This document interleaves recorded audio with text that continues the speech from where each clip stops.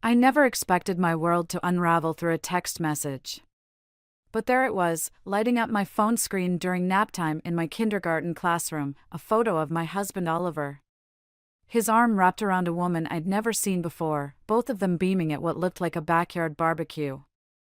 My name is Harper, and until that moment, I thought I had the kind of marriage other people envied. The kind where you finish each other's sentences and share knowing looks across crowded rooms. The kind where trust isn't something you question. I stared at my phone until the screen went dark, then pressed the power button to look again. The message was from an unknown number, with only 3 words beneath the photo: "Thought you'd want to know." The quiet breathing of 20 sleeping 5-year-olds suddenly felt suffocating. I stepped into the hallway, my hands shaking as I called Oliver. He picked up on the 3rd ring. "Hey, babe. Everything okay?" His voice was casual, warm, the same voice that had wished me good morning over coffee just hours ago. "I got an interesting photo today," I said, trying to keep my voice steady. "You're in it. At what looks like a barbecue. With a woman." The pause that followed lasted exactly 2 seconds too long. "What?" "Let me see it." His tone shifted slightly, not enough to scream guilt, but enough to make my stomach clench. I forwarded the photo. Another pause. "Oh, that's nothing," he said, chuckling. "That's Sarah from the office. It was at the company picnic last month. Remember? I told you about it." He had mentioned a picnic, but he'd said he couldn't bring family because it was a team-building event. "You said spouses weren't allowed." "Right, well, it was complicated. Some people brought partners, others didn't. I didn't want to bother you since you had that parent-teacher conference that day. My conference had been on a Tuesday. Company picnics don't happen on Tuesdays." "She seems friendly," I said, watching a group of parents gather outside my classroom for pickup time. "Harper, come on. You know me better than this. We can talk about it when I get home, okay? I've got a meeting in 5. After we hung up, I went back into my classroom and started waking the kids from their naps. As I helped Tommy find his missing shoe and reminded Sophie to grab her artwork, I couldn't shake the image of Oliver's hand on that woman's waist. His fingers splayed possessively across her flowered dress. That evening, I sat at our kitchen counter, waiting. The lasagna I'd made, Oliver's favorite, had gone cold. He was 2 hours late, something about a client emergency. When he finally walked in, his tie was slightly askew, and he smelled of unfamiliar perfume. "I'm sorry about earlier," he said, dropping his briefcase by the door. "You shouldn't let anonymous messages get to you like that. Someone's probably just trying to cause trouble." I pushed my phone across the counter. "Then why is she wearing your mother's bracelet?" Oliver froze. The silver bracelet had been a family heirloom, passed down through generations of Winslow women. His mother Vivian had given it to him last Christmas, saying he should save it for the right moment. I'd assumed it was meant for me. "I can explain," he started, but I was already walking toward our bedroom. "Harper, wait." His footsteps followed me. "It's not what you think." I turned to face him, surprised by how calm I felt. "You know what's funny?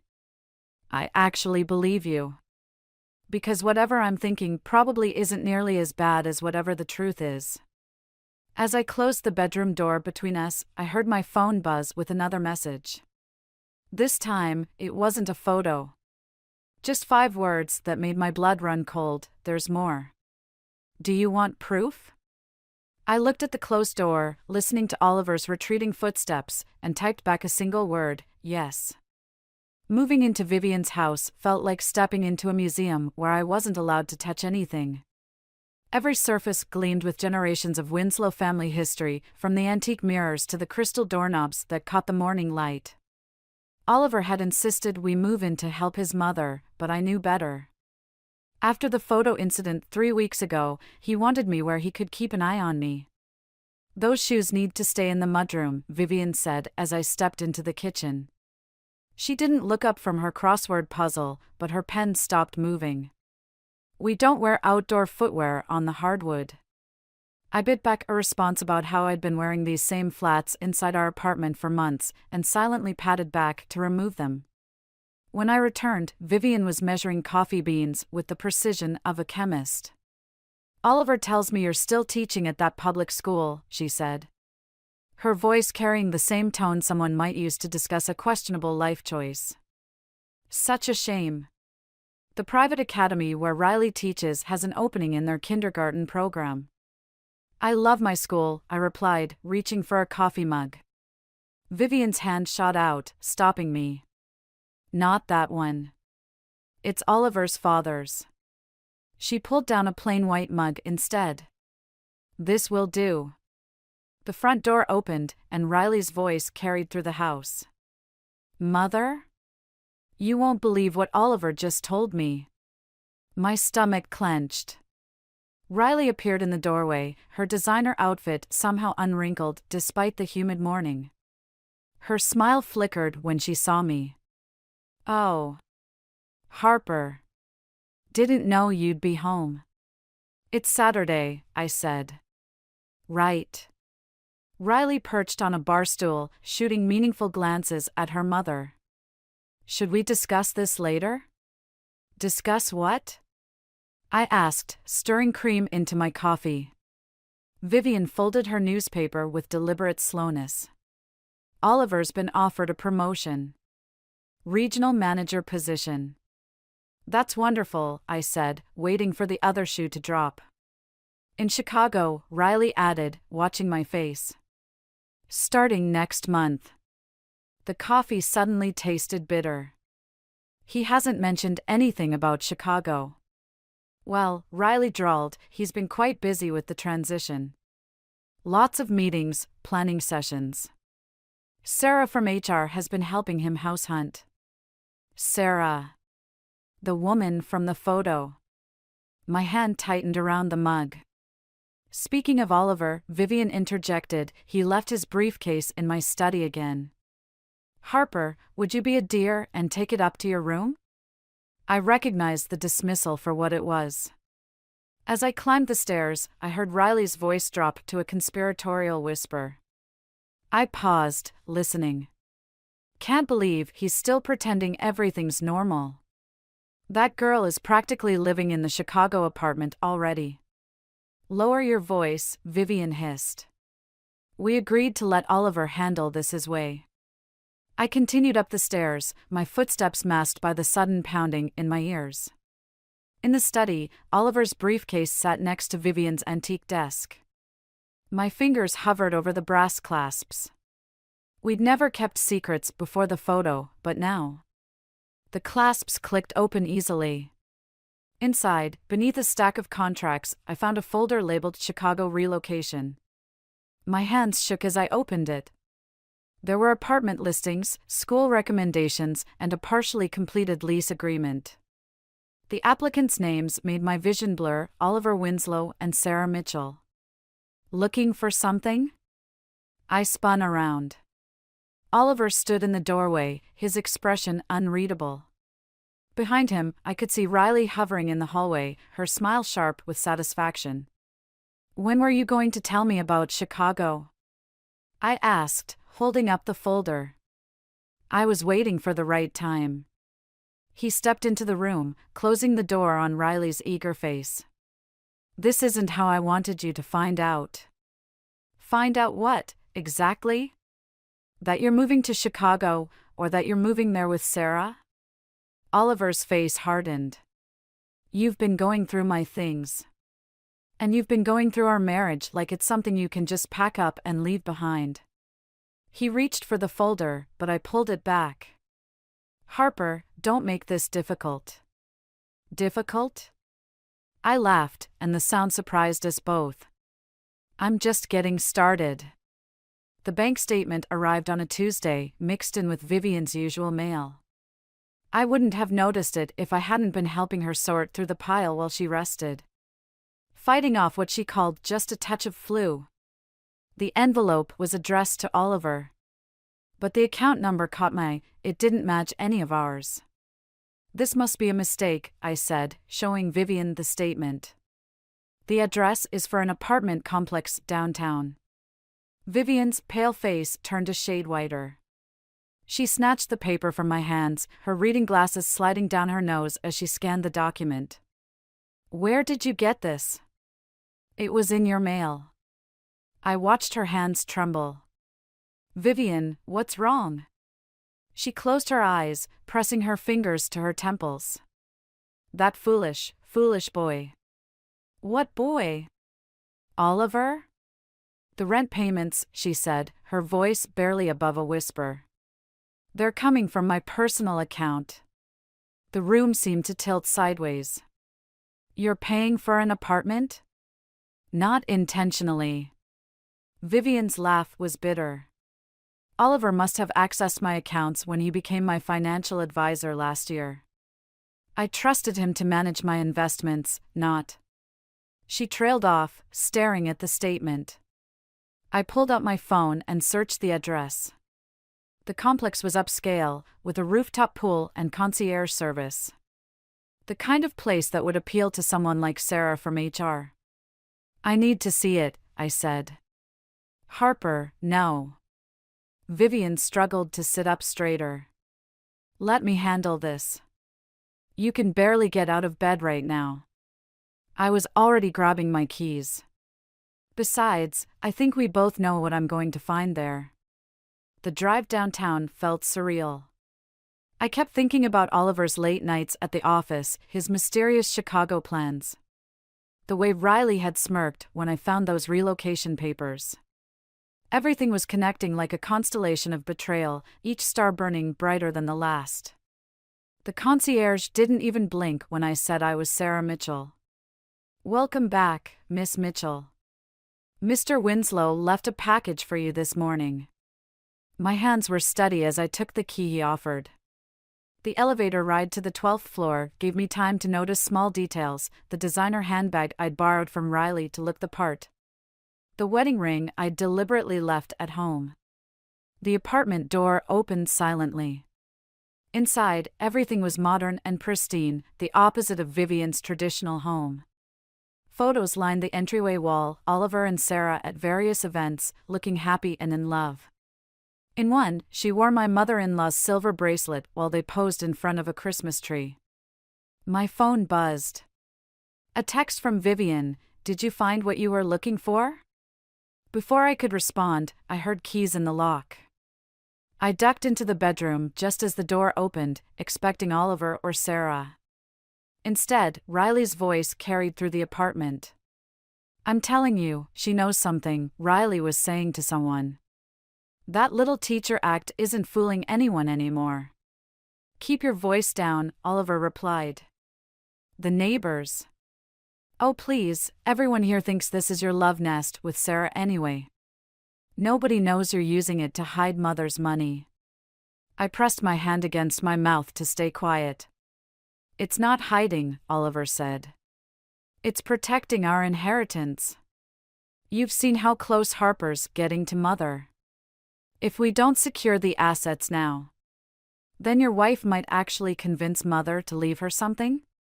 Riley's laugh was sharp. "God, you really know how to pick them.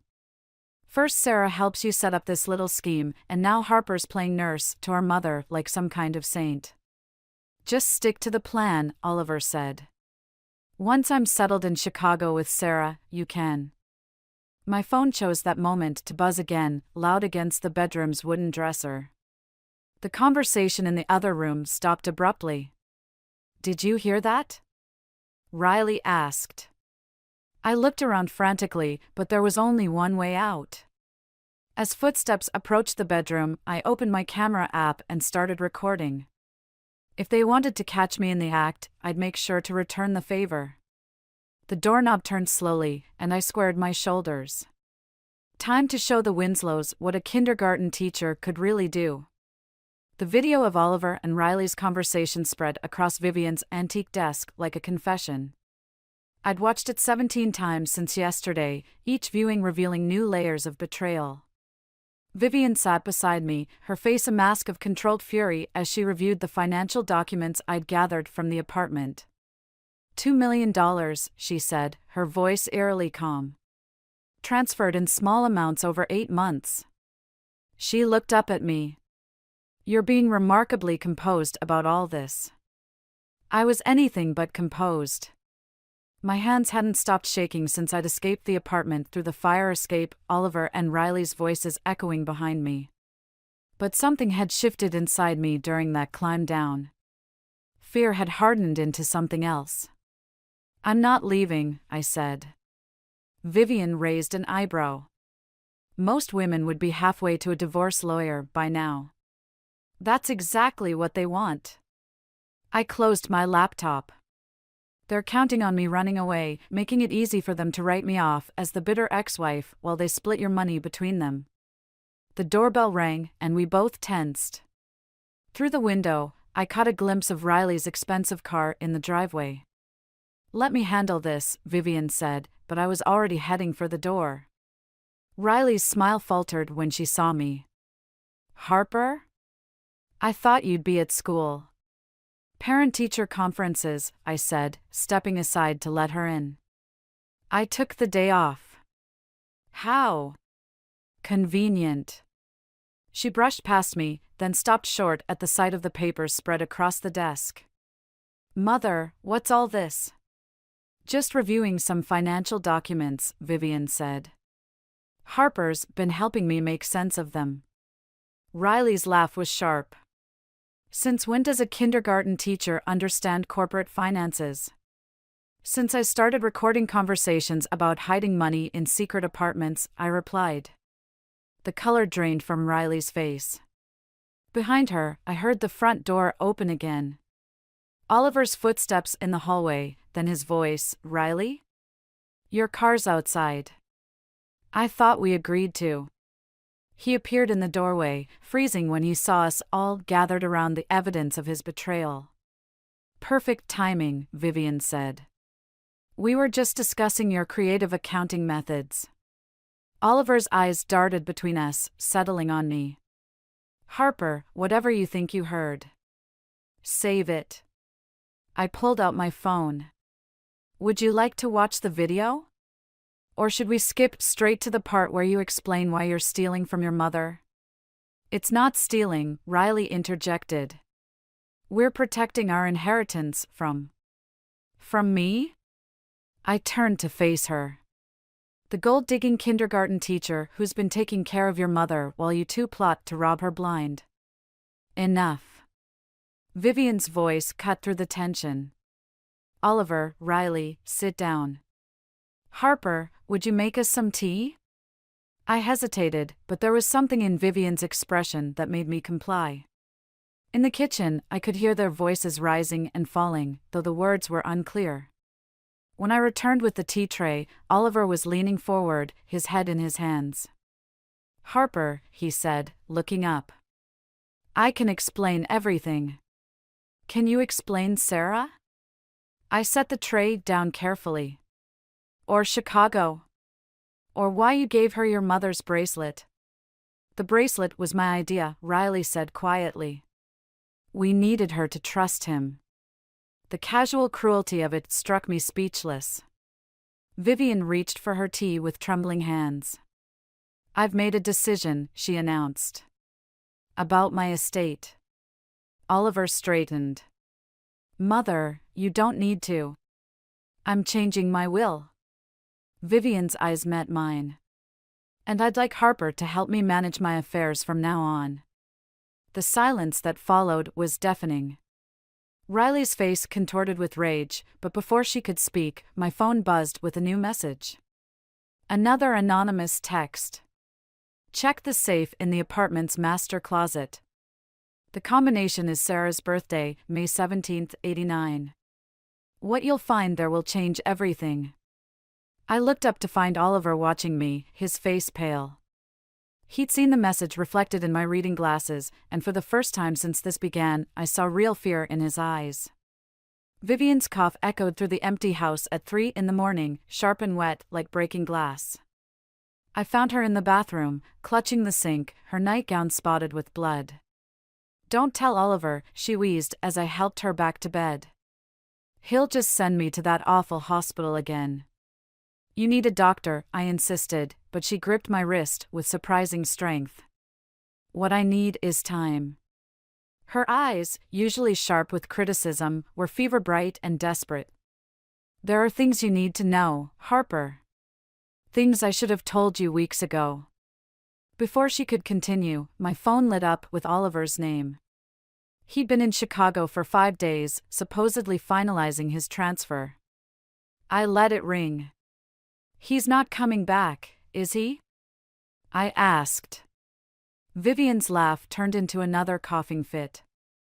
"Not unless he runs out of money first." She pulled a key from beneath her pillow. "My private safe, in the library. Behind the portrait of his father. Everything you need to know is there." The portrait watched me as I entered the library, Oliver's father's stern face illuminated by moonlight. Behind it, the safe opened with a soft click. Inside, I found decades of documentation, bank statements, property deeds, and a manila envelope marked Sarah Mitchell, background check. My hands trembled as I opened it. Sarah Mitchell had died 15 years ago, a teenage car accident in Ohio. The woman in the photos with Oliver, the one wearing Vivian's bracelet, was using a dead girl's identity. A floorboard creaked behind me. "I wondered when Mother would show you." Riley stood in the doorway, still wearing her designer work clothes despite the hour. Though I thought she'd last longer than this. "What did you do to her?" "Me?" Riley's laugh was hollow. "I'm not the one who's been adjusting her medication." The implications hit me like a physical blow. Oliver wouldn't. Oliver does what needs to be done. She stepped closer, examining her manicured nails. Just like he did with Father's accident. Though that was messy, stairs are so unpredictable at that age. My phone buzzed again. Another text from the anonymous number, "Check the medicine cabinet. Third bottle from the left." Riley saw my expression change. "Let me guess, your mysterious friend is texting again? The one who's been feeding you breadcrumbs about Oliver?" Her smile turned predatory. "Did you ever wonder why they care so much about exposing my brother? Because what you're doing is wrong. What we're doing is surviving." Riley moved between me and the door. "The Winslow fortune belongs to real Winslows, not some kindergarten teacher playing detective. Though I have to admit, you've lasted longer than we expected." A crash from upstairs made us both jump. Vivian's voice, weak but urgent, "Harper." I tried to push past Riley, but she grabbed my arm. "She's fine. Probably just knocked something over in her drug-addled state. We should talk about your options." "My options?" "Leave now, divorce Oliver quietly, and we'll make sure you're comfortable. Stay, and..." She shrugged. "Well, accidents happen in this family." Another crash, followed by silence. "That's your choice, Harper." Riley's grip tightened. "Walk away or join the body count."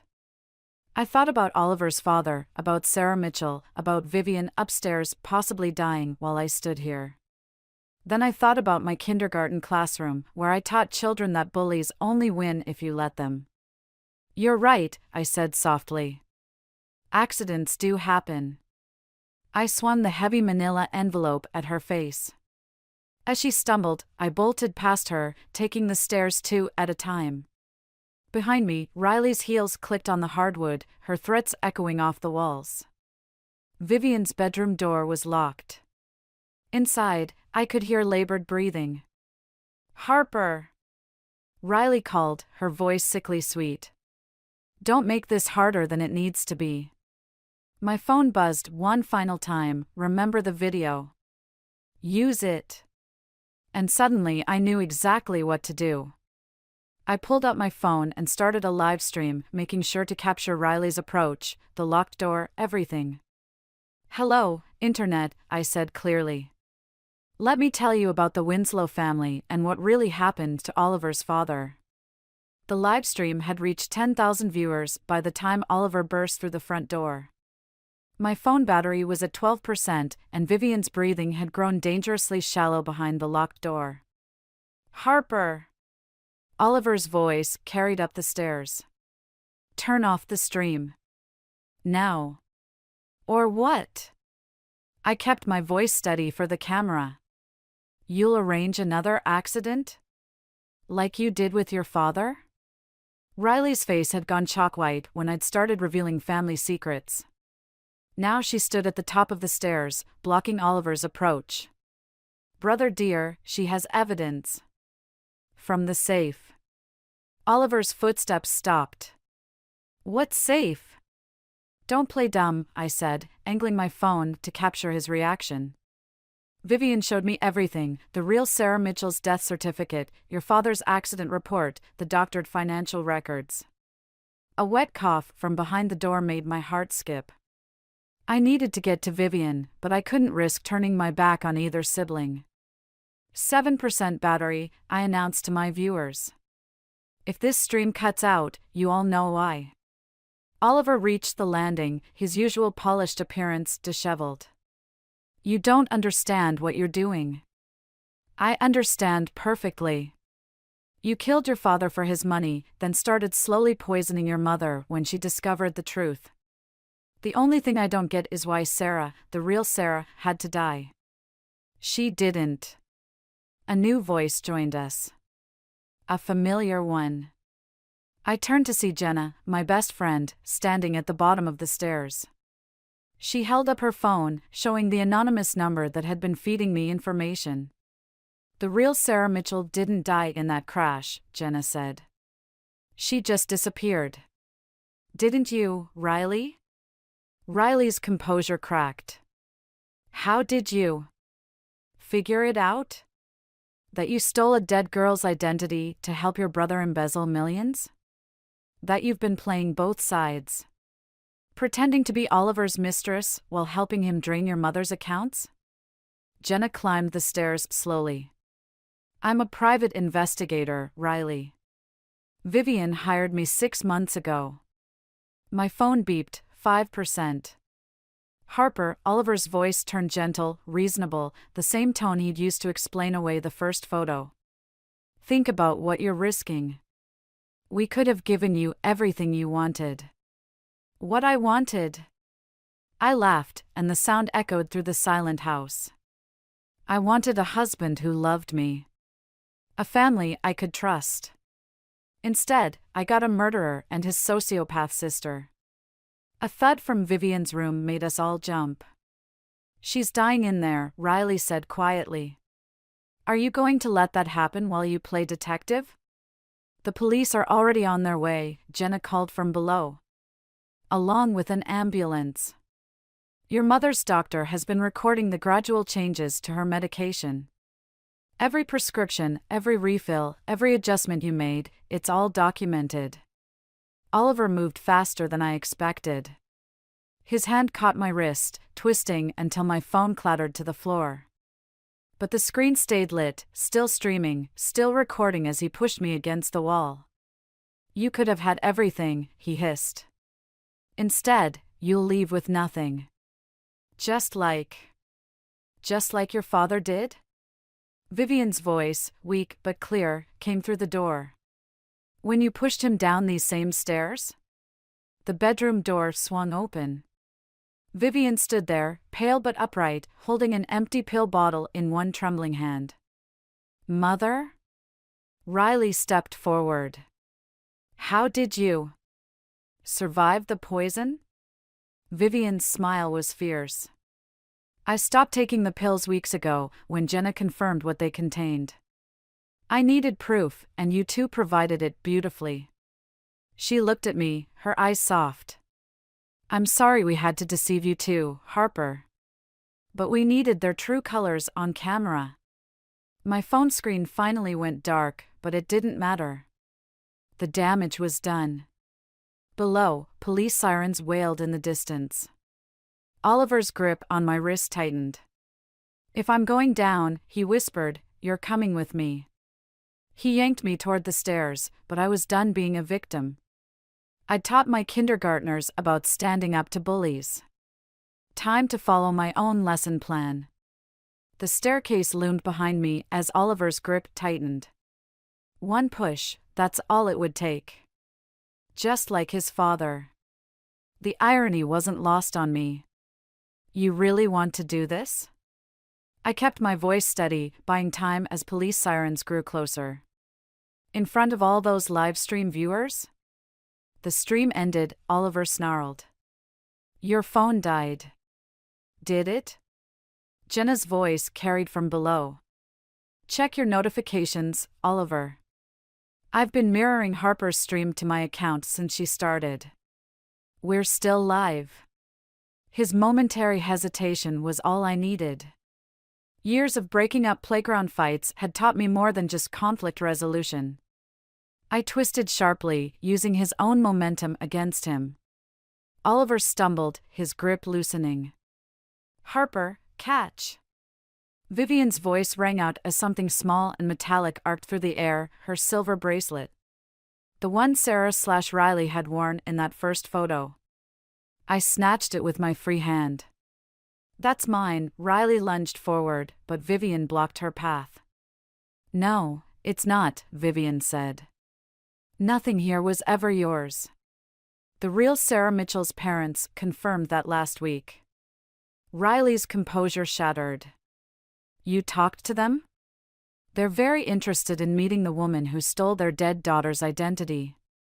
Jenna was climbing the stairs now, phone steady in her hand. "They're waiting at the police station." Oliver's grip suddenly released. He stumbled back, laughing, a hollow, broken sound. "You don't understand. None of you understand. Father was going to destroy everything, sell the company, donate the fortune to charity. We had to stop him." "By pushing him down the stairs?" I clutched the bracelet tightly. "By slowly poisoning your mother?" "By protecting our legacy." Riley's voice cracked. "We're Winslow's. This fortune belongs to us." "No," Vivian stepped forward, her strength returning with each word.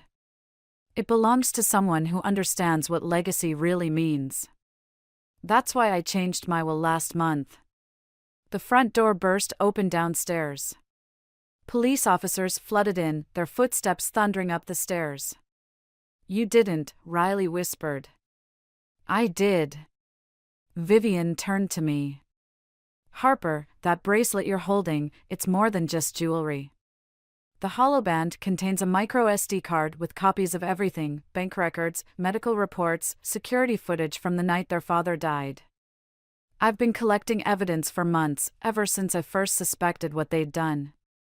Oliver lunged at me one final time, but Jenna was faster. She caught his arm, twisting it behind his back as officers reached the landing. "Oliver and Riley Winslow," Jenna's voice was professionally calm. "You're under arrest for the murder of James Winslow, attempted murder of Vivian Winslow, identity theft, and financial fraud." "Did I miss anything, Harper?" I watched as handcuffs clicked around Oliver's wrists, my husband, the man I'd loved, now a stranger wearing a familiar face. "Just one thing. The bracelet." "What about it?" Riley spat as officers secured her. I held it up, letting it catch the light. "Your father gave this to your mother on their wedding day. It was supposed to represent trust, family, legacy.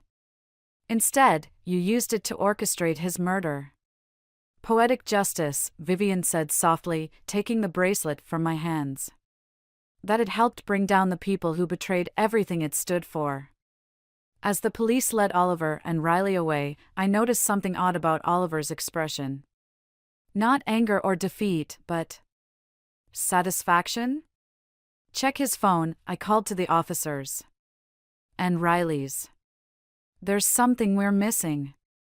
Jenna was already moving, her investigator's instincts kicking in. She grabbed Oliver's phone from his pocket before the officers could stop her. His last text message was still open. Everything in place. When the house burns, no evidence survives. The smell of smoke reached us just as the fire alarms began to scream. They had a backup plan, I realized. They always had a backup plan. Vivian gripped my arm. The safe.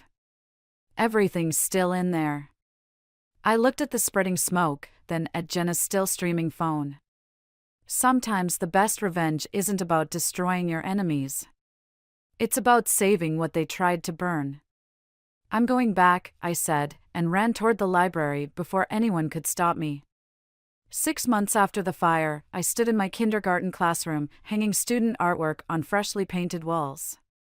The morning news played quietly on my phone, Oliver and Riley Winslow sentenced in family fraud case. I didn't need to watch. I'd been there when the verdict came down. The evidence we'd saved from the burning house had sealed their fate, though not in the way anyone expected. The safe had contained more than just documents, it held a video confession from Oliver's father, recorded the night before his death. He'd known what his children were planning. The stairs weren't an accident, they were his choice. Still here after hours? Vivian appeared in my doorway, looking healthier than she had in years. The contractors finished the house renovations. It feels empty without you there. I pinned up Sophie's finger-painted family portrait. I like my apartment. It's simpler. Simple isn't always better. She moved beside me, studying the children's artwork. Have you read the letter yet? The envelope she'd given me last week sat unopened in my desk drawer. Not ready. Harper. Her voice carried the same stern tone she'd once used to criticize my shoes. You can't avoid it forever. I pulled out the envelope. The paper was expensive, heavy, classic Vivian. Inside, I found adoption papers. I don't understand. I lost my children long before that fire, Vivian said quietly. But I gained a daughter through it. The Winslow legacy doesn't need to die with Oliver's betrayal. I'm not a Winslow. No. She smiled. You're better. You're the one who saved us from ourselves. My phone buzzed, Jenna, sending her daily check-in. She'd finally admitted to being the anonymous texter, though not without justification. I knew you'd need evidence, she'd explained. But you had to find it yourself to believe it. The company board meets next week, Vivian continued. They'll need a new director of community outreach. Someone who understands both education and family values. I thought about Oliver, about how his fear of losing the family fortune had cost him his actual family. About Riley, whose desperate grab for status had earned her a different kind of identity change. About revenge, and how it tasted nothing like I'd expected. I have one condition, I said. Name it. The company's first project under new management, I want to fund teacher training programs. Real ones, not just corporate tax write-offs. Vivian's laugh echoed through the classroom. You never stop teaching, do you? Someone once told me the best revenge is living well. I picked up a crayon drawing from my desk, little Tommy's picture of his teacher helping him tie his shoes. But I think the best revenge is helping others live better. Speaking of help. Vivian hesitated. Oliver asked to see you. One last time before they transfer him. The old pain flickered, but it felt distant now, like watching storm clouds through a window. What did you tell him? That it was your choice. Just like everything else from now on. I looked around my classroom at the tiny chairs and bright posters. At the safe space I'd created where children learned about trust and consequences. Then I thought about the man who'd taught me the same lessons, albeit differently. Tell him I'm busy, I said. I have a future to build. Vivian nodded, understanding what I didn't say. Sometimes closure isn't about final conversations or dramatic confrontations. Sometimes it's about choosing which stories to continue and which to leave behind. As we left the classroom, I caught my reflection in the window, still the same kindergarten teacher, but standing straighter now. The silver bracelet glinted on my wrist, no longer a symbol of betrayal but of survival. "Ready?" Vivian asked. I locked the classroom door, thinking about tomorrow's lesson plan on forgiveness and fresh starts. I am now. The adoption papers felt warm in my pocket, like a promise. Not of revenge fulfilled, but of something better, a family rebuilt from truth rather than lies, strength rather than fear. And maybe that was the biggest plot twist of all, that sometimes the best endings aren't about getting even, but about getting free.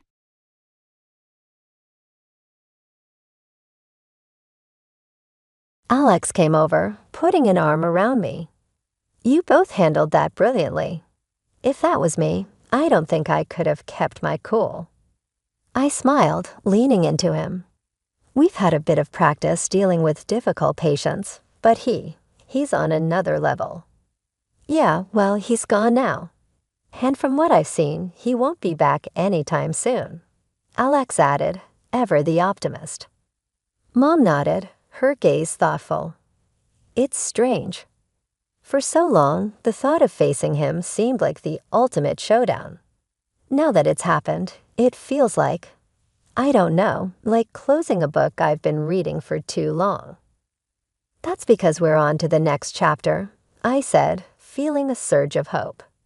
"And this time, we're writing it on our terms." As the day wound down, I found myself staring at the door Dad had walked out of. It was just a door, but it felt symbolic, like the barrier between our past and our future.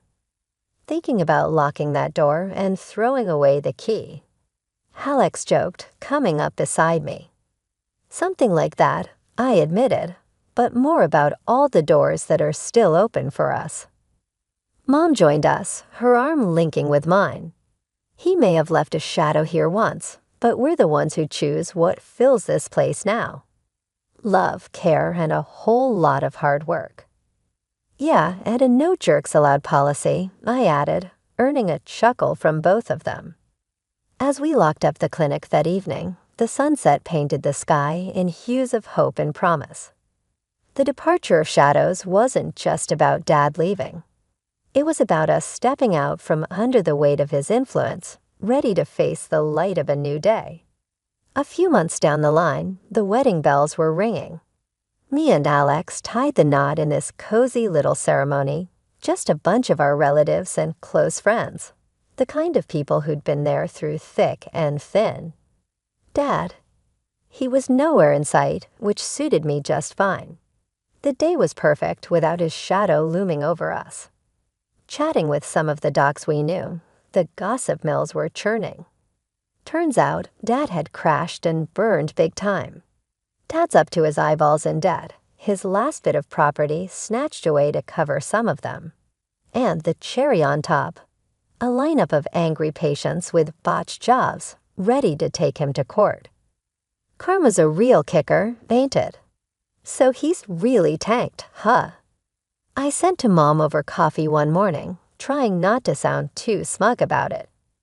Mom sighed, her eyes a mix of relief and something a bit softer, maybe pity.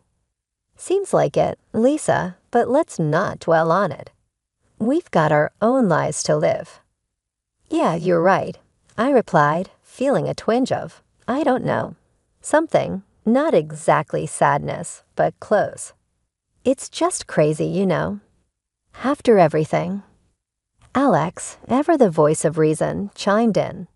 "Life's about moving forward, not looking back at the debris. We've got a lot to be thankful for." He was right, as usual. The wedding was a blast, a real celebration of new beginnings. And with Dad's drama finally in the rear view, it felt like we could breathe again, really breathe. Our little family's got a bright future ahead, Mom said, her hand finding mine. "Let's focus on that." And that's exactly what we did.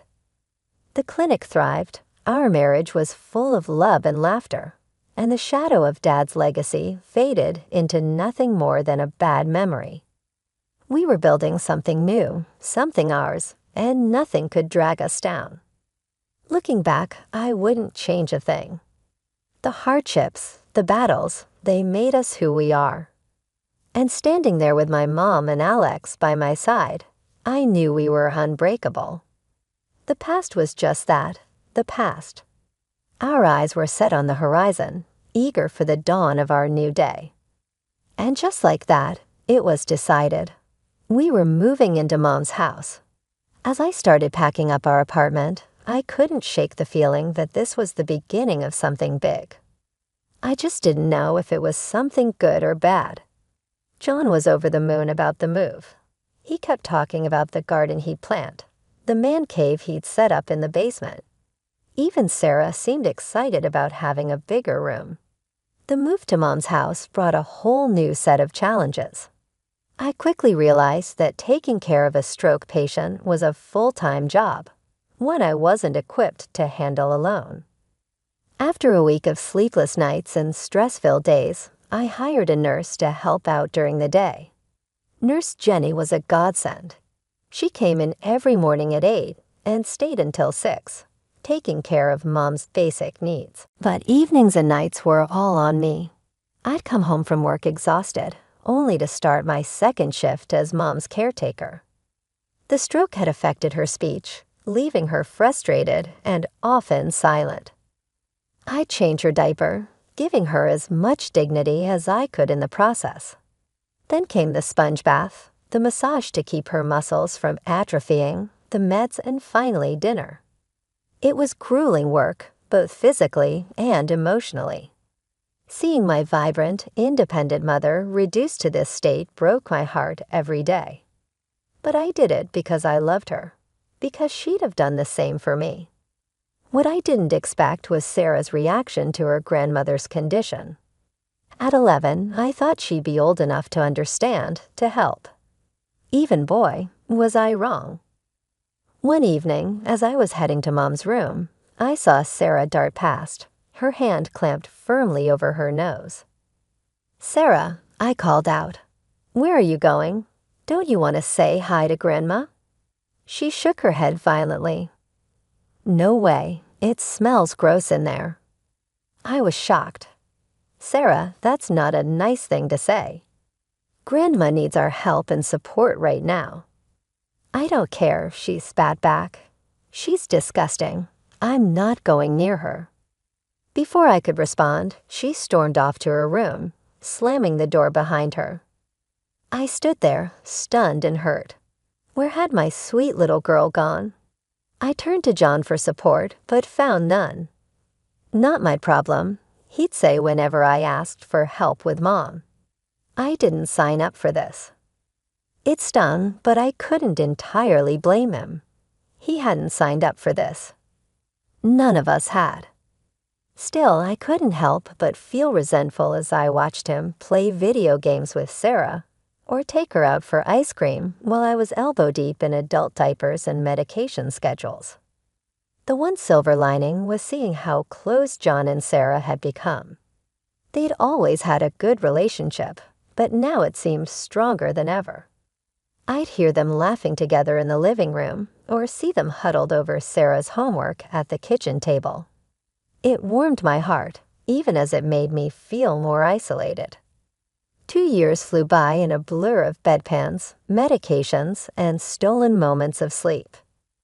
Mom's condition had stabilized, but she still needed constant care. I was exhausted, but I'd found a rhythm. Then one ordinary Tuesday, everything fell apart. The phone rang while I was changing Mom's sheets. It was Mrs. Peterson, our old neighbor from the apartment complex. "Mia, dear," she said, her voice dripping with concern. "I thought you should know I've been seeing John around quite a bit, with company of young women. Different ones, always very pretty." I thanked her and hung up, my mind reeling. That night, I confronted John. "Oh, those are just potential tenants," he said smoothly. "I'm showing them the apartment." I wanted to believe him, I really did, but doubt had taken root, and it grew like a weed. A week later, I found the lipstick stain. It was on the collar of his white shirt, a perfect crimson kiss. My hand shook as I held it up to the light, trying to convince myself it was just a pen mark or a food stain, but I knew better. I waited until his next business trip to make my move. With trembling hands, I unlocked the door to our old apartment. The sounds coming from the bedroom confirmed my worst fears before I even opened the door. There was John in our bed with a woman I'd never seen before. They scrambled to cover themselves, but the damage was done. "Mia," John exclaimed, not even having the decency to look ashamed. "What are you doing here?" I couldn't speak. I just stood there, staring at the scene before me, feeling my world crumble around me. "Look," John said, his voice cold. "I'm sorry you had to find out this way, but let's be honest, Mia. I'm bored. You're always busy with your mother. This is exciting." His words cut deeper than any knife. Without a word, I turned and left, my mind already racing towards what I needed to do next. The divorce proceedings were ugly. John fought me every step of the way, but in the end, we stood before a judge, dividing up our life together like it was nothing more than assets on a balance sheet. Then came the hardest part, custody of Sarah. At 12, she was old enough to have a say, and her choice broke my heart. "I want to live with Dad," she declared, her voice steady. "I don't want to be around Grandma anymore.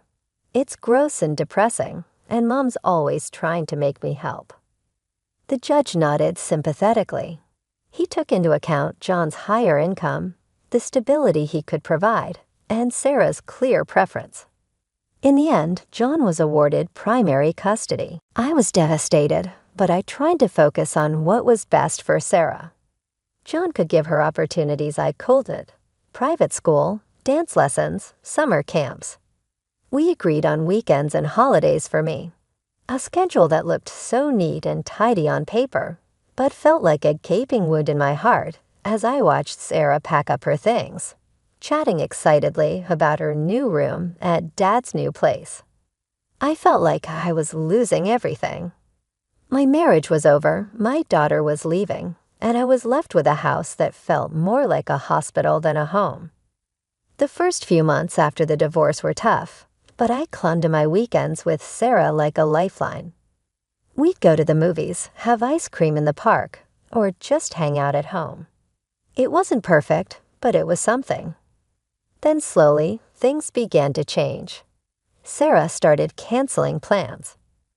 "I have a sleepover," she'd say, or "Dad's taking me to a concert." I tried to be understanding, to be the cool mom who didn't make a fuss, but each cancellation felt like a knife twisting in my gut. Soon, the cancellations became more frequent. Weeks would go by without a visit. My calls went straight to voicemail.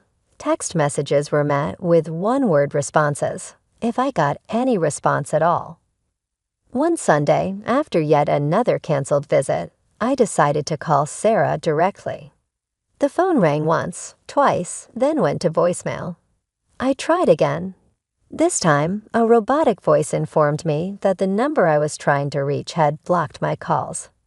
My hand shook as I dialed John's number. "What do you want, Maya?" His voice was cold, annoyed. "John, I can't reach Sarah. She's blocked my number. What's going on?" There was a long pause. "Look, Mia," John said, "Sarah doesn't want to talk to you right now. You need to respect that." "Respect that? She's my daughter."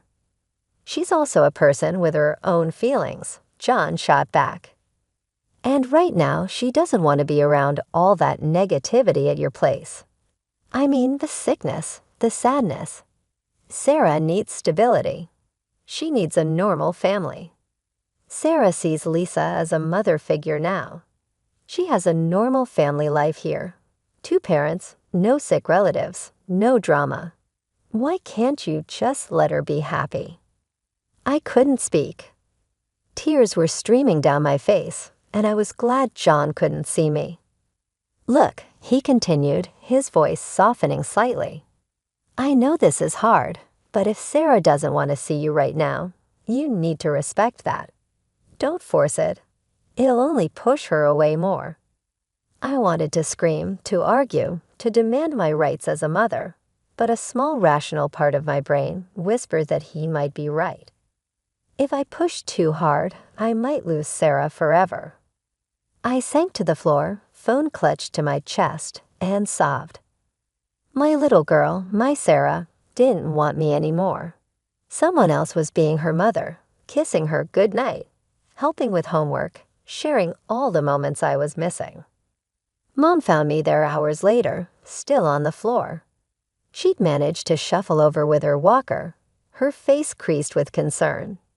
Mia, she said, her voice stronger than it had been in months. What's wrong, sweetheart?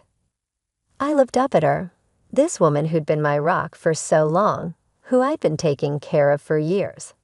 In that moment, our roles reversed again. I was the child seeking comfort from my mother. Oh, Mom, I cried, reaching for her hand. I've lost her. I've lost my baby girl. Mom squeezed my hand, her touch still weak, but full of love. No, Mia, she said softly. You haven't lost her. She's just lost right now. She'll find her way back to you. You'll see. 14 years. It's amazing how time can fly by and drag on simultaneously. Mom's condition improved slightly over the years. She regained some mobility and speech, but caring for her remained a full-time job. When she passed away peacefully in her sleep, I felt a mixture of grief and shamefully relief. Suddenly, I found myself alone in this big, empty house. The silence was deafening. No more beeping medical equipment. No more schedules of medications and therapy sessions. Just me rattling around in rooms full of memories. Then out of the blue, my phone rang. The number was unfamiliar, but the voice, I'd know it anywhere, even after all these years. Mom, it's Sarah. I was hoping we could meet to talk. We arranged to meet at a cafe downtown. As I waited, my hand shaking around my coffee cup, I spotted a young woman entering. It took me a moment to realize it was Sarah. Gone was the gangly preteen I remembered. In her place stood a poised, beautiful young woman. Hi, Mom, she said, sliding into the seat across from me. We made awkward small talk at first. She filled me in on her life, her job in marketing, her hobbies, her friends. Then she dropped the bombshell. I'm getting married, she said, pulling an envelope from her purse. Here's an invitation. My heart swelled with joy and a tinge of sadness. My little girl was getting married, and I'd missed so much. Oh, Sarah, that's wonderful news. I'm so happy for you. Listen, if you need any help with the expenses. She cut me off abruptly. Actually, Mom, that's kind of why I wanted to meet. I was hoping to talk about Grandma's inheritance, the house, her savings. I want them. I felt like I'd been slapped. Excuse me. Look, Mom, she said, leaning forward. That house is in a great area. It's worth a fortune. After the wedding, Jake and I want to live there, start our family there. Anger bubbled up inside me. Sarah, you haven't set foot in that house in over a decade. You said it disgusted you. You called it a tomb. She waved her hand dismissively. I was a kid then. I've grown up. Times have changed, and let's face it, I'm Grandma's only grandchild. She would have wanted me to have it. I couldn't believe what I was hearing. She wanted you to have it, Sarah. You didn't even come to her funeral. You didn't call, didn't write for years. That's ancient history, she snapped. The point is that house should be mine. I deserve a comfortable life. Deserve? I was practically shaking with rage. You didn't lift a finger to help when Grandma was sick. I gave up my life to care for her, and now you think you deserve her house." Sarah's face hardened. "Fine, if that's how you want to play it. I'll sue. I'll get what's rightfully mine." She stood up abruptly, snatching the wedding invitation from the table. "You know what? Forget it. You're not invited to the wedding. I don't need your negativity there, and I don't need your permission to take what's mine." As she stormed out of the cafe, I sat there stunned. The daughter I'd loved, missed, and longed for all these years was gone. In her place was this stranger, cold and greedy. The days following that disastrous cafe meeting passed in a haze. I alternated between rage, grief, and a numbing emptiness. But as the dust settled, I realized something surprising. I felt relieved. The weight of hoping for reconciliation, of longing for a relationship with Sarah, had lifted. In its place was a strange sort of peace. I didn't attend Sarah's wedding. I didn't send a gift or a card. Instead, I spent that day volunteering at a local animal shelter, finding comfort in the unconditional love of abandoned pets who needed care. It felt fitting somehow. Curiosity got the better of me a few days later, and I found myself scrolling through Sarah's social media. There she was, radiant in white, smiling up at her new husband. For a moment, my heart clenched with the pain of what might have been. But then I saw it, a long rambling post about her cruel mother, who refused to attend her wedding and withheld her rightful inheritance out of spite. I read it twice, marveling at the sheer audacity of her lies. Part of me wanted to comment to set the record straight, but what would be the point? The people who mattered, the family who had seen me care for Mom all those years, knew the truth. As for everyone else, well, their opinions, based on a stranger's social media post, were hardly my concern. A week later, my cousin Jenny called. "Mia, I thought you should know," she said, her voice a mix of anger and concern. "Sarah's been talking about suing you for your mom's estate." I sighed, unsurprised. Let her try. "That's just it," Jenny continued. "Apparently, she talked to a lawyer. He told her she doesn't have a leg to stand on. Your mom left everything to you, clear as day." I couldn't help but chuckle. Of course, Mom had taken care of that. She'd always been the practical one.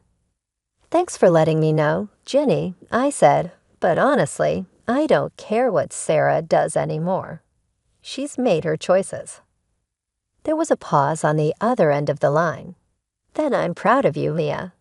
After everything you've been through, you deserve some peace." As I hung up the phone, I looked around the house. Mom's house, now my house. Every corner held memories, some painful, some beautiful. But for the first time in years, I felt like I could breathe here. I walked to the window, looking out at the garden Mom had loved so much. It had gotten a bit overgrown in recent years, but I could see its potential. Maybe it was time to bring some life back to it. As I stood there, planning my next trip to the garden center, I realized something. The chapter of my life revolving around Sarah, the hope, the pain, the longing, was finally closing. But that didn't mean my story was over. Far from it. The garden was in full bloom when the call came. I'd spent the past few months throwing myself into its restoration, finding solace in the simple act of nurturing life. The roses Mom had loved so much were just starting to open, their scent filling the air as I pruned the bushes. My phone buzzed in my pocket, an unknown number. I almost didn't answer, but something made me press the green button. "Hello, Mom." Sarah's voice, thick with tears. "Mom, I need your help." I froze, pruning shears still in hand. "Sarah, what's wrong?" "I'm pregnant," she sobbed. "And we're struggling, Mom. I need money. You have to help me. You can't leave your grandchild without anything." I listened in silence as she continued to babble, her words growing increasingly desperate and accusing. You left me behind, Mom. You've never battled for me or attempted to get in touch with me. And now you're going to desert your grandson as well. I felt a calm, unwavering resolution snap within of me instead of rage. Sarah, I murmured steadily. That's enough. She stopped talking, perhaps surprised that I had cut her off. I never left you. I consistently sent child support each month. I emailed, texted, and phoned. My number was banned by you. Your stepmother was your choice. Even though your choices were heartbreaking, I honored the decisions you made. However, no, Sarah cut me off. I responded firmly, Sarah, I'm not finished. At this point, you are an adult who will soon become a parent. You need to take ownership of your life and your decisions. Your bank is not me. I'm not there to protect you. Furthermore, falsehoods and guilt trips won't be used to influence me. On the other end of the telephone, I could hear her breathing heavily. Go to your father and stepmother for assistance if you need it. Remember, they are your actual family. The ones you selected. I have come to terms with that. You must now accept the repercussions of your decisions. You can't do this. Sarah sobbed. I can, I answered, lowering my voice a little. My daughter is you. You are indeed. And I will always cherish you as the little girl you were. However, I have no idea what kind of lady you have become. Additionally, I don't believe I want to. I inhaled deeply. Sarah, goodbye.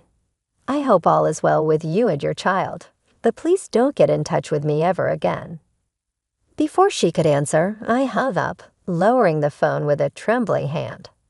I felt the weight of what had just transpired for a minute as I stood in the garden, surrounded by the blossoming life I had cultivated. Then gradually, I experienced a boost. I had severed the remaining connections that held me to a traumatic past. Finally, the what-ifs were put to rest. I surveyed the garden and the home on the other side. This was my life now, shaped by the decisions I made moving ahead, rather than by regret or loss. Returning my attention to the rosebush, I grabbed my pruning shears. There was still beauty to develop, more work to be done. And I felt really, very free for the first time in as long as I could remember.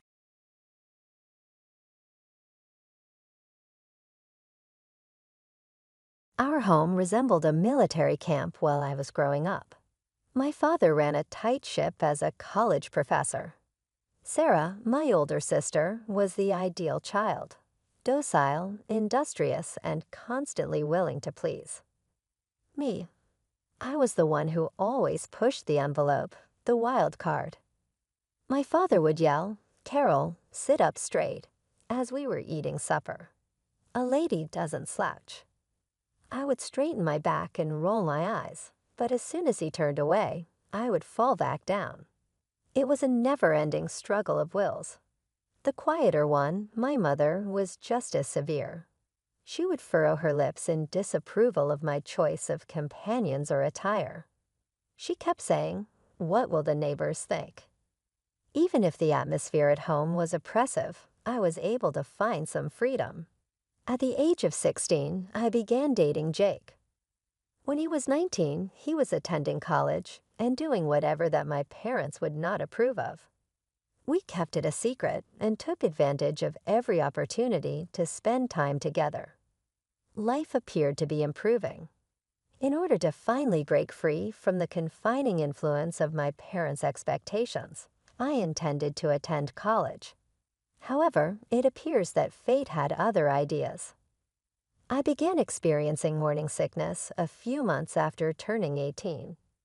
I initially dismissed it as anxiety related to my impending tests, but as the days passed, a persistent hunch started to surface. I vividly recall looking at the small plastic stick in my shaking hands while standing in the cramped restroom of a petrol station. 2 lines of pink. Good, I was expecting a child. I was in a stupor for the next several days, trying to think out what to do. Every time I picked up the phone, my bravery let me down, even though I knew I had to tell Jake. I finally ran out of time to put it off. We got together at our typical location, a little park tucked away from prying eyes. When Jake first saw me, he was beaming, but as soon as he realized how I was looking, his face plummeted. He reached for my hand and asked, "Carol, what's wrong?" I wrapped my arms about myself and withdrew. "I'm pregnant," I said without thinking. The ensuing hush was deafening. Jake's expression fluctuated between amazement, incredulity, and dread. At last he managed to ask, "Are you sure?" With tears in my eyes, I nodded. 3 tests were administered to me. They were all favorable. Jake's eyes were icy as he combed through his hair. "Caroline, you have to stop having abortions. There is no other option. This is too young for us. It would destroy our life together." What I was hearing was unbelievable. Jake, the person I believed I loved, was encouraging me to have our kid aborted as if it were a little inconvenience. "Get out of my sight." I turned my back on him and snarled. I was left alone with my thoughts and the burden of the decision I now had to make when he walked away without saying anything more. What was worst was telling my parents. I waited until my father was reading the newspaper in the living room, where he always is after supper. Sarah was there, lingering in the background as my mother knitted. I said, "I have something to tell you," in a trembling voice. With a dubious look on his face, my father put down his newspaper. "What is it, Carol?" I inhaled deeply. "I'm pregnant." The ensuing explosion was worse than I had anticipated. As he screamed about disappointment and guilt, my father's face turned a frightening shade of crimson. Worried about what the neighbors might think, my mother started crying. Sarah simply stood there with a shocked and disgusted expression on her face. My father said, "You will get an abortion," once he had regained enough composure to speak clearly. "We'll locate a private clinic. Nobody should be aware of this error." Even though I was reluctant at first, I eventually gave in to the persistent pressure from my family. My mother and Sarah were seated next to me like jail guards in a sterile doctor's office a few days later. The doctor, a kind woman in her 50s, frowned as she went over my charts. Her eyes were filled with worry as she gazed up at me. She replied softly, "Carol, I need to tell you of something important. Given your medical history and certain risk factors, if you proceed with an abortion, there's a high likelihood that you may never be able to have children again." I was struck by the words like a ton of bricks. Never again have children. All of a sudden, the decision seemed obvious. I responded, "No," in a louder voice than I had anticipated. I refused to do it. "This baby is mine to keep." Sarah and my mother rolled their eyes, but I refused to back down. It was a quiet and nervous trip home. My father was waiting for us as soon as we entered the room. Well, he had insisted. My mother spit that she wouldn't do it. When my father said, "After everything we've done for her," his face twisted in anger. "You ungrateful little." He took a big breath and interrupted himself. His voice was icy and decisive when he spoke again. "Get out," he said. "Get out of this place and pack your things. You're not my daughter. I won't allow your illness to humiliate our family." With stern eyes, my mother nodded in accord. She remarked, "You heard your father." Sarah simply stood there with tears running down my cheeks, critical and mute. I hurried to my room and stuffed a bag with some clothing. My father's voice interrupted me one final time as I was about to leave. "And don't think about coming back. As far as we're concerned, you're dead to us." The door slammed behind me, the sound final and devastating. I was alone, pregnant, and homeless. In desperation, I called the only person I thought might help, my Aunt Linda.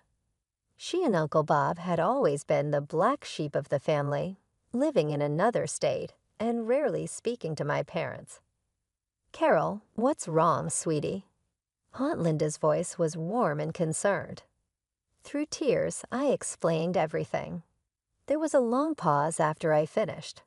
"Where are you now?" she finally asked. "Outside our house. They kicked me out." Another pause. "Stay right there. We're coming to get you." The drive to Aunt Linda and Uncle Bob's house was long, but it gave me time to process everything that had happened.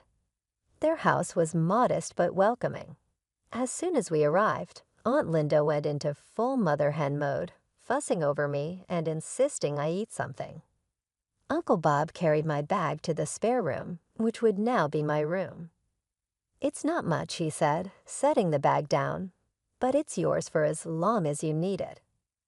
I looked around the small, cozy room and felt a lump in my throat. "It's perfect," I whispered.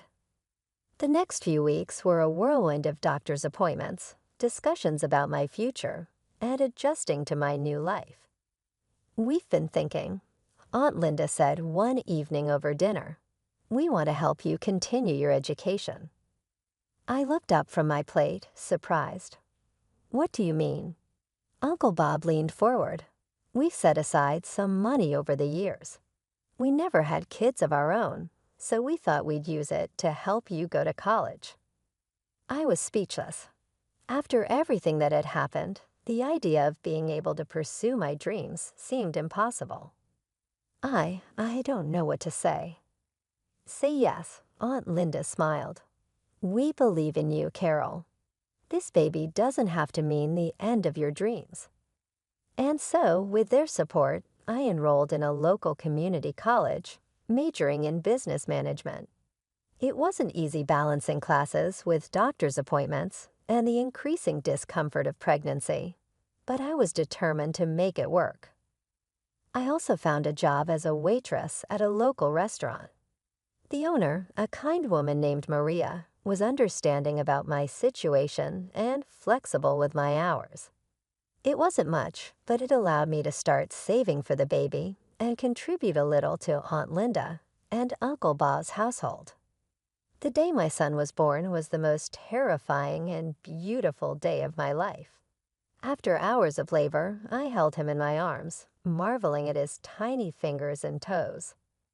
Aunt Linda and Uncle Bob were there, beaming with pride like grandparents.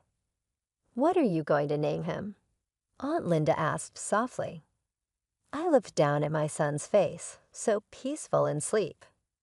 "Daniel," I said, "it means God is my judge, because no matter what anyone else thinks, I know I made the right choice." As I settled into motherhood, juggling a newborn with college classes and work, I often thought about my parents and Sarah. Had they heard about Daniel? Did they ever regret their decision? But I pushed those thoughts aside.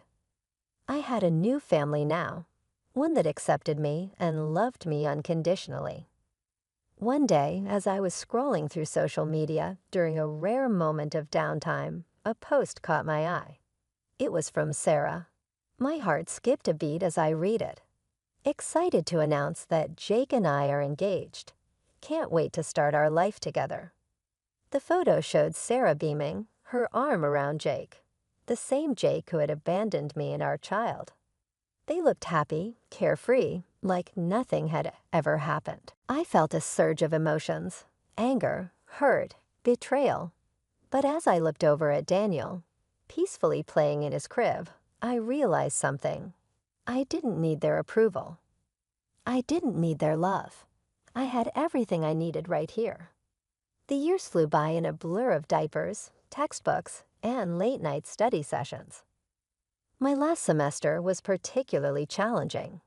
I was taking extra classes to graduate on time, still working at the restaurant, and chasing after an energetic 3-year-old. Graduation day was a whirlwind of emotions. As I stood in line waiting to receive my diploma, I scanned the crowd. Aunt Linda and Uncle Bob were there, of course, beaming with pride. Daniel sat on Uncle Bob's shoulders, waving excitedly, every time he caught my eye. The real surprise came at the graduation party Aunt Linda and Uncle Bob threw for me. As we were celebrating, Maria, my boss from the restaurant, pulled me aside. "Carol, I have a proposition for you," she said, her eyes twinkling. "I'm looking for a new restaurant manager, and I think you'd be perfect for the job." I was stunned. "Me? But I've only ever been a waitress." Maria waved her hand dismissively. "You've been much more than that. I've seen how you handle difficult customers, how you organize the staff, how you balance work and school and motherhood. That's the kind of dedication and skill I need in a manager." It was a dream come true, a stable job with better pay and regular hours, exactly what I needed for Daniel and me to start our new life. The next few years were a whirlwind of positive changes. I threw myself into my new role at the restaurant, learning everything I could about management and business operations. Daniel started school, growing into a bright, curious boy who loved to read and play baseball. It was at one of Daniel's Little League games that I met Tom. He was there with his son, Michael, who was on the opposing team.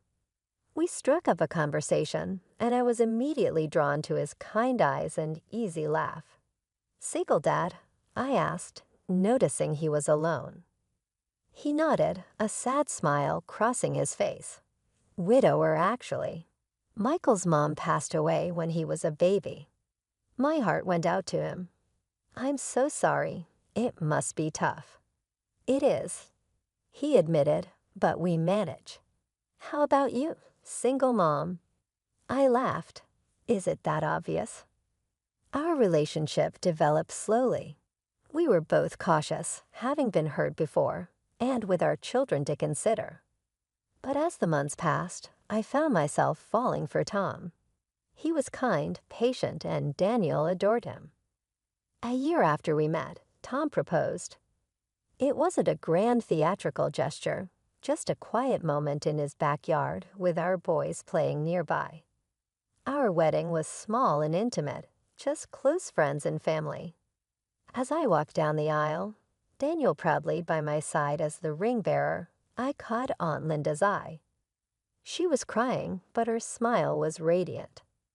Life with Tom, Daniel, and Michael settled into a comfortable rhythm. A couple of years after our wedding, we were blessed with another addition to our family. Our daughter, Emily, was born on a warm spring morning.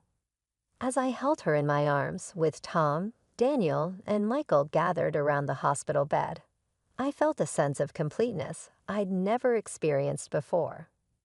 I loved all three of my children equally. Daniel and Emily, my biological children, and Michael, my stepson.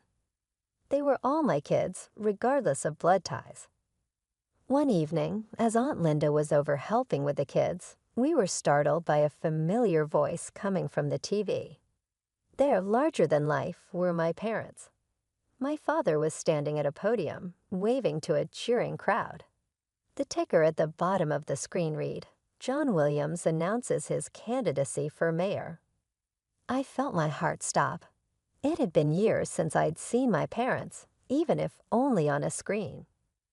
My father looked older, his hair grayer, but his eyes still held that stern, determined look I remembered so well. As we watched him speak about family values and moral integrity, Aunt Linda's face contorted with anger. "Hypocrites," she spat, her voice trembling with rage. I turned to her, shocked by her outburst. "Aunt Linda."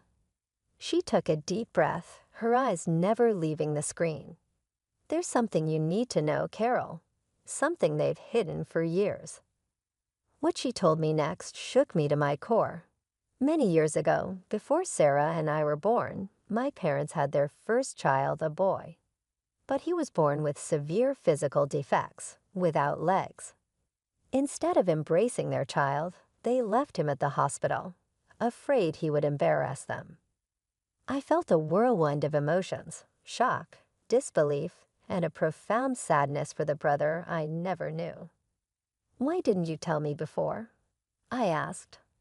Aunt Linda's eyes filled with tears. "I'm sorry, Carol. I should have, but after what they did to you, I didn't want to add to your pain." That night, after the kids were in bed, I made a decision. I needed to find my brother. With Tom's support, I hired a private investigator. Weeks passed, and finally, we got a lead. My brother was alive, and against all odds, he had thrived. He was a successful writer, married with children of his own. He had been adopted by a wealthy family who had given him every opportunity to succeed in life. Meeting him for the first time was surreal. Despite his physical differences, I could see echoes of my own features in his face. His name was James, and he greeted me with a warm smile and open arms. "I always knew I had a biological family out there somewhere," he said, his voice gentle. "I just never expected to find a sister." Over the next few months, James and I grew close. I introduced him to my family, and he welcomed us into his. His wife, Sarah, a coincidence that made me laugh, and their 2 children became a part of our extended family. 20 years had passed since that fateful day when my parents kicked me out of their house. Life had moved on, bringing its share of joys and sorrows. My eldest, Daniel, was now 19 and had just started college on a baseball scholarship. I couldn't have been prouder of the young man he'd become. One lazy Sunday afternoon, as I was scrolling through news articles on my tablet, a familiar face caught my eye. It was my father, looking older but still carrying that air of self-importance I remembered so well. The headline read, "Mayor John Williams discusses family values in exclusive interview." Curiosity got the better of me, and I clicked on the video. For a few minutes, I listened to my father espouse the importance of family integrity and moral values. Then the interviewer asked about his children. My father's face softened into what I recognized as his public sympathy look. "I have one daughter, Sarah. She's the light of our lives. Tragically, we lost 2 of our children. The pain never really goes away, but it's made our family stronger. For days, I see that with a quiet rage. How dare they? How dare they erase me, erase James, and paint themselves as tragic, sympathetic figures?" Then, almost as if fate was intervening, James called Carol. "Guess what? I'm doing a book signing in our hometown next week. It would mean the world to me if you could come." "I wouldn't miss it for the world," I told James, a plan already forming in my mind. The following week, I found myself back in the city of my childhood. As I walked the familiar streets, memories flooded back, some good, many painful. I pushed them aside, focusing on what I needed to do. The book signing was being held in the grand ballroom of the city's most prestigious hotel. As I entered, I saw that James hadn't exaggerated. It seemed like half the town was there, local celebrities, business leaders, and politicians, all mingling, waiting for the event to begin. And there, in the front row, sat my parents and Sarah. My father, now the mayor, looked every inch the distinguished politician. My mother, elegantly dressed, smiled and nodded at acquaintances. Sarah was sitting next to them.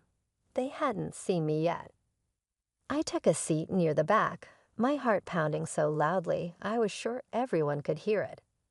Then James rolled onto the stage in a wheelchair to enthusiastic applause.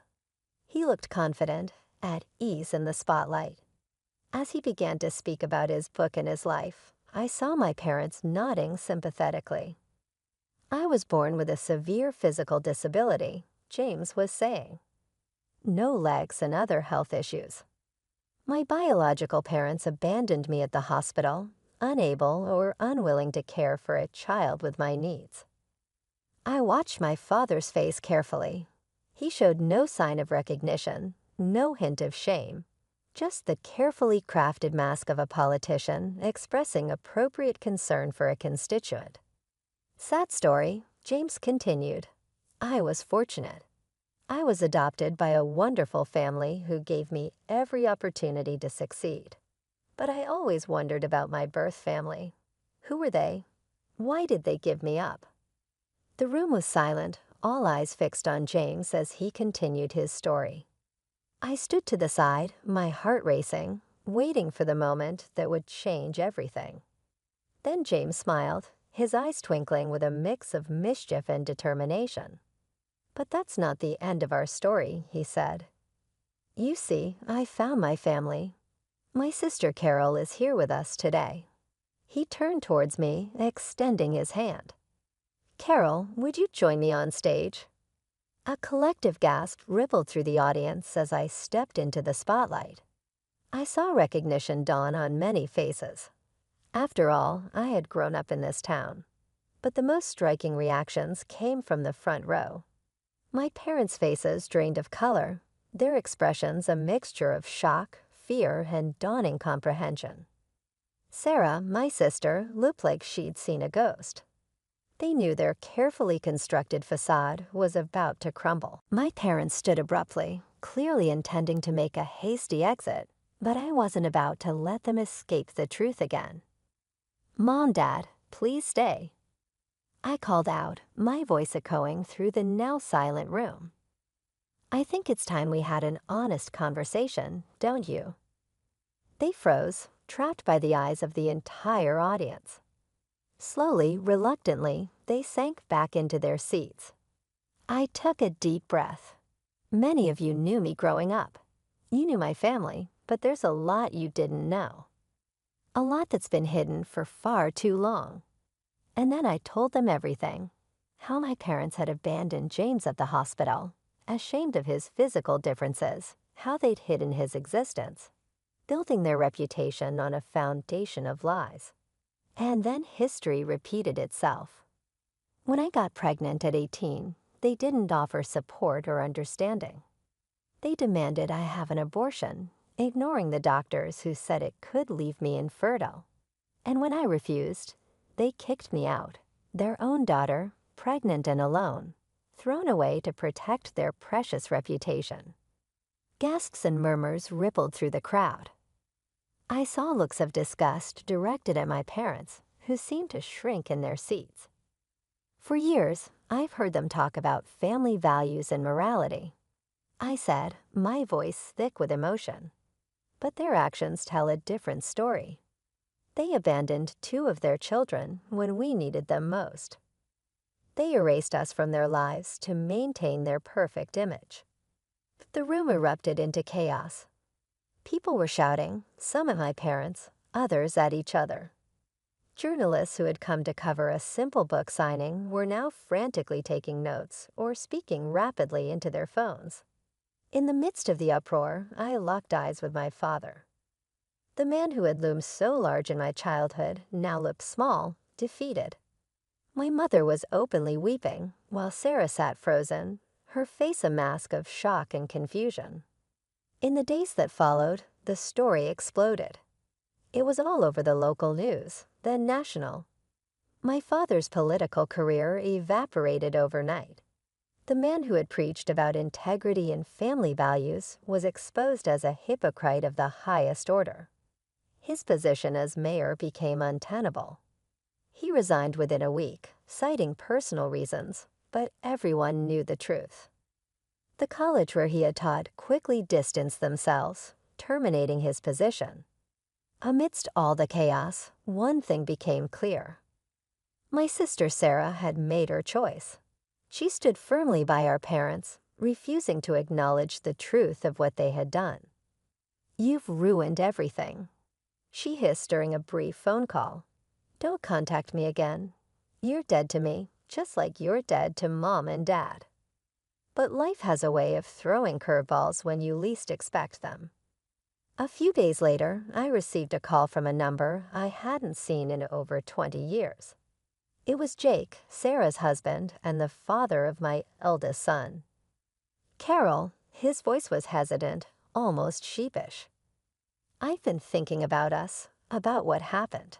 Sarah and I, we can't have children. And I thought maybe we could have a son together. We could be a family. I couldn't help but laugh. Jake, you made your choice 20 years ago.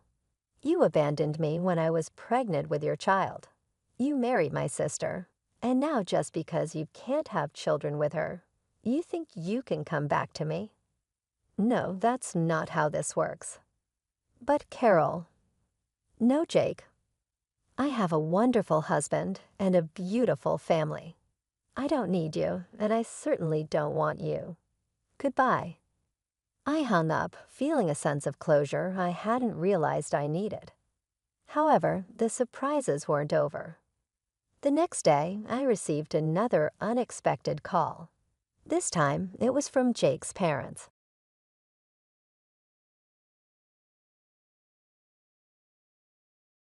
I'm Polly, and this is the tale of how my life was completely appended twice. I suppose I ought to begin at the beginning. I was born in a tiny suburban town to devoted parents, Mark and Lisa Smith. Mom was a nurse, while Dad was a writer. Despite our lack of wealth, we were content.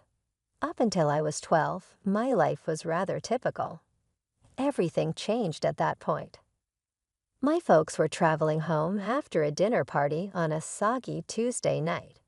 The phone rang as my grandmother and I were watching a dumb cartoon at home. When I heard my grandmother's muted sobbing coming from the kitchen, I will always remember the shiver that went down my spine. The days that followed were a haze. They told us that Mom died on impact. Dad almost made it. He was a shadow of the person I knew when I eventually saw him in the hospital. The doctor claimed he would never be able to walk again since his legs were crushed. He croaked, "Polly," and reached for my hand. "I'm so sorry, my love. I'm so sorry." Why he was apologizing was beyond me. He wasn't to blame. Their automobile was struck by an intoxicated motorist. But when I became older, I understood that Dad felt bad about the state of our life, for the difficulties we would encounter, for the mother I had lost, and for the father he believed he was no longer capable of being. However, my father, Mark Smith, was more resilient than he realized. He jumped right into his job after leaving the hospital and getting comfortable in his wheelchair. Having always been a gifted writer, he now focused all of his concentration on his work as an editor at the main newspaper in the city. Dad made sure I had all I needed when I started to enter my teens. He urged me to lead as normal a life as possible, to join clubs, and to make friends. In actuality, though, I liked hanging around with him. He would assist me with my homework, we would debate literature, and we would watch old films together. Dad urged that I attend a distant institution when it came time for college. "You need to spread your wings, kiddo," he stated. "Don't stress over me. I'll be all right." Despite my hesitation, I knew he was correct. I decided to major in accounting at State University. I met Jessica, who would wind up becoming my best friend there. I got to know Michael, her second cousin, through Jessica. When I informed Michael about my dad, he was hilarious, compassionate, and unfazed. In fact, he and Dad clicked right away when he first met him, connecting over their mutual appreciation of vintage music. "Your old man's cool," Michael subsequently informed me. "And you're pretty amazing for taking care of him all these years." I dismissed it, yet I felt radiant on the inside. I felt for the first time since the accident that perhaps, just possibly, I could have a regular life someday. One filled with laughter, love, and yes, even a family of my own. Life appeared to fit together like jigsaw pieces after graduation. Michael began working as a long-haul truck driver, and I got a position at the local tax agency. Before he proposed on a cool autumn evening in the park where we had our first date, we dated for 2 years. Even though I was ecstatic, I had to clarify one thing. "Yes, Michael, but I'm unable to abandon my father. I'm needed by him." A broad smile spread across Michael's face. There is no other way that I would have it. We'll all share a home. The three of us can fit in your dad's flat, right? The wedding was modest yet exquisite. To give me away, Dad insisted on wheeling himself down the aisle. As Michael and I stood hand in hand, not a single person in the house was dry-eyed. I had the impression that I was living out a fantasy. However, every fairy tale has its antagonists, and mine were my sister-in-law Emily and mother-in-law Karen. I could tell they disapproved of me as soon as I met them. "So your father is handicapped?" Karen had inquired at our initial encounter, her nose wrinkled as though she had detected an awful odor. I corrected him, attempting to seem objective, but he works as an editor. "He's disabled," I said. "Aunt, how nice," she cut in, obviously not interested. "Darling Michael, are you certain about this? There are a lot of lovely females from decent homes." My cheeks burned with humiliation and rage. Bless him, Michael sprang to my defense right away. "Polly comes from a good family, Mom. That remains the same despite her dad's handicap. All that counts is that I adore her." Karen stopped talking after that, but I could still sense the displeasure in her eyes. Emily was just as aloof towards me, following in her mother's footsteps. As promised, Michael moved in with Dad and me after the wedding. Our lives settled into a cozy pattern. Michael would be traveling for days at a time while I worked at the tax office, and we would all gather together for supper when he got home. However, the mood in our house altered whenever Karen and Emily came to visit. They would hardly acknowledge Dad's presence as they strutted around as if they owned the room. I once heard Karen murmuring to Emily, "It's unfortunate. Michael has a lot of room for improvement. He is now forced to live with this daughter and her father, who is disabled. What if they become parents? Can you picture the genes?" Despite my anger, I held my tongue for Michael's benefit. It was becoming more and more difficult for me to maintain the calm. I sobbed one evening following a particularly stressful visit from Karen and Emily. I was crying when Michael discovered me in our bedroom. He murmured, "Hey, hey," and drew me into his embrace. "What's wrong?" I paused. "Your mom and sister. They despise me. They believe that because of Dad, I am unworthy of you." Michael's expression grew stern. "That is absurd. I now consider you and your father to be family. It is their issue, not ours, if they are unable to accept that." Although I was reassured by his remarks, I couldn't get rid of the thought that our problems with Karen and Emily were only getting started.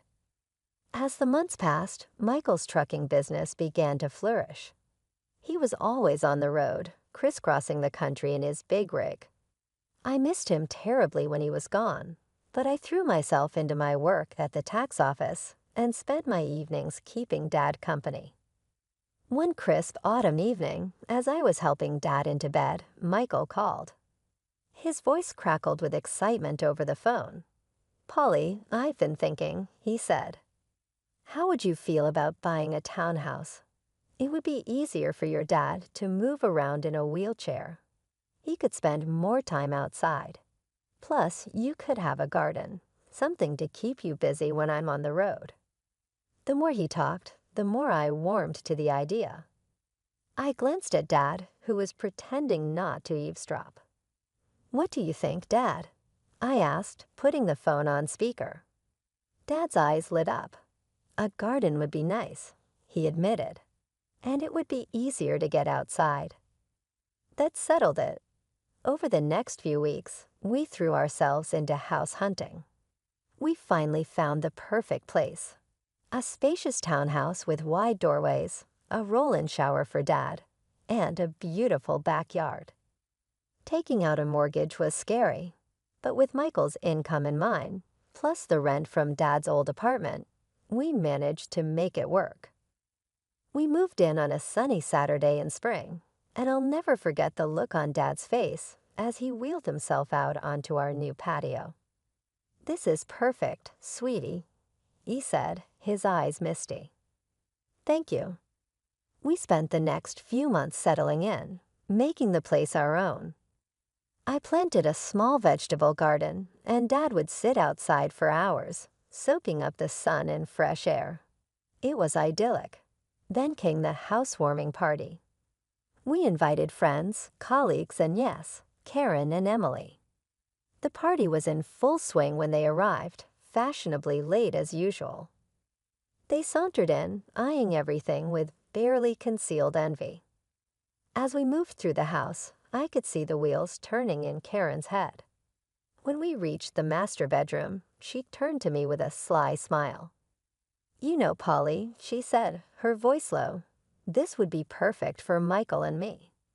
Why don't you send your father to a nursing home? Then I could move in here. I felt like I'd been slapped. Excuse me. Oh, don't look so shocked, Karen continued. Your father isn't well. He's not a whole person anymore, is he? He doesn't need all this luxury. A nursing home would be more than enough for someone in his condition. Before I could respond, Karen marched out to the patio where Dad was chatting with some guests. To my horror, she grabbed the handles of his wheelchair and started pushing him towards the driveway. Karen, I shouted, running after her.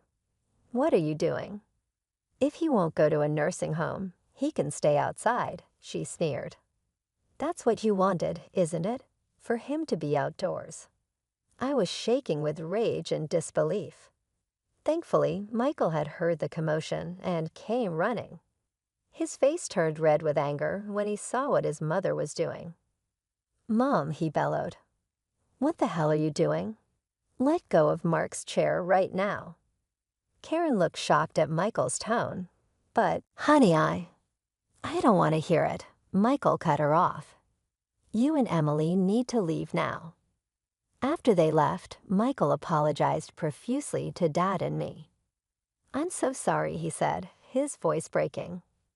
I had no idea she would. I'm just so sorry.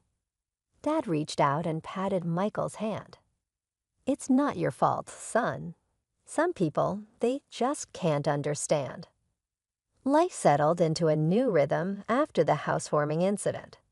Karen and Emily kept their distance, which suited me just fine. Michael threw himself into his work, taking on more long-haul routes to help cover our new mortgage. I split my time between my job at the tax office and tending to our home and Dad. 2 years passed in the blink of an eye. Our life fell into a comfortable routine. Michael was on the road more often than not, but when he was home, our little family was happy. Dad's health was stable, and he seemed content, spending his days in the garden or working on his editing from home. Then came the call that shattered my world. I was at work when my phone rang. An unfamiliar male voice greeted me. Mrs. Thompson, this is Officer Rodriguez from the Highway Patrol. My heart dropped into my stomach. Yes, I managed to squeak out. I'm sorry to inform you that your husband, Michael Thompson, has been in a serious accident. The rest of the conversation was a blur. Words like head-on collision and didn't make it floated around me, but I couldn't process them. It wasn't until I heard myself thanking the officer and hanging up that reality began to sink in. Michael was gone. The next week was a haze of grief and disbelief. I moved through the motions of planning the funeral like a robot, barely able to comprehend what was happening. The day before the funeral, I steeled myself and called Karen. I thought she deserved to hear about her son's death from me, not from some impersonal newspaper obituary. Hello, Karen's sharp voice answered. Karen, it's Polly, I said, my voice trembling. It's about Michael. He's gone. There was an accident. There was silence on the other end of the line. Then, to my shock, Karen's voice came back, dripping with venom. This is your fault, she hissed. You forced him to work so hard, driving that truck to pay for your fancy house. You killed my son. I was stunned. Karen, That's not. Save it, she snapped. I expect you to give him the best funeral money can buy, but don't expect a penny from us. You made your bed, now lie in it. The line went dead. I stood there, phone in hand, tears streaming down my face. How could she be so cruel? How could she blame me for this?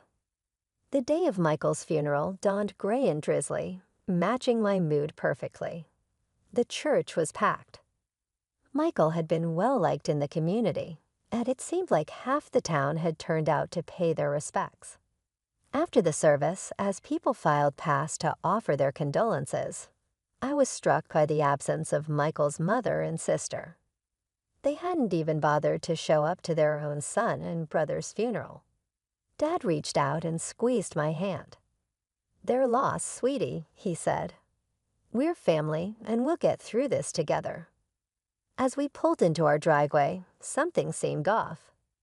The lights were on in the house, which was strange because I was sure I turned everything off before we left. "Did you leave any lights on, Dad?" I asked, frowning. He shook his head. "No, I don't think so." As we got closer, I could see movement inside the house. My heart started racing. Were we being robbed on the day of Michael's funeral? No less. I helped Dad out of the car and into his wheelchair, my mind racing. Should I call the police? But as we approached the front door, I heard familiar voices inside. My blood ran cold as I recognized them. I pushed open the door to find Karen and Emily in our living room, surrounded by boxes and pieces of furniture. "What the hell is going on here?" I demanded, my grief momentarily forgotten in the face of this outrageous intrusion. Karen turned to me, her face a mask of false sympathy. "Oh, Polly, dear, we're just helping you pack up. After all, you can't possibly afford to keep this place now that Michael's gone." I was speechless. Emily chimed in, her voice sickeningly sweet. "Don't worry, you can go back to your father's apartment. It's cozy." I could feel the rage building inside me. "Get out," I said, my voice low and dangerous. "Get out of my house right now." Karen had the audacity to look offended. "This house belongs to us now. All of Michael's property does. We're his family after all." "Like hell you are." I exploded. "Where were you today at his funeral?" "Oh, that's right, you couldn't be bothered to show up." Karen waved her hand dismissively. "We were busy making arrangements. Now be a good girl and start packing. We'll meet you out by tomorrow." I couldn't believe what I was hearing. These women hadn't shed a tear for Michael, hadn't even attended his funeral, and now they were trying to kick us out of our home. "I'm calling the police," I said, pulling out my phone. Karen and Emily exchanged worried glances. They clearly hadn't expected me to fight back. "Now, Polly," Karen began, but I cut her off. "No, you have exactly 5 minutes to get out of my house before I call the cops. This is my home. Michael and I bought it together. You have no right to be here." Maybe it was the steel in my voice or the fire in my eyes, but Karen and Emily finally seemed to realize they'd gone too far. They gathered their things and left, but not before Karen turned to me with a sneer. "This isn't over, Polly. You'll be hearing from our lawyers." The days following Michael's funeral were a blur of grief, anxiety, and paperwork. I threw myself into sorting out Michael's affairs, partly to keep busy and partly out of fear that Karen and Emily would try to swoop in and take what wasn't theirs. A week after the funeral, I received a call from a local law firm. My heart raced as I answered, fearing it was Karen making good on her threat of legal action. "Mrs. Thompson," a crisp professional voice asked.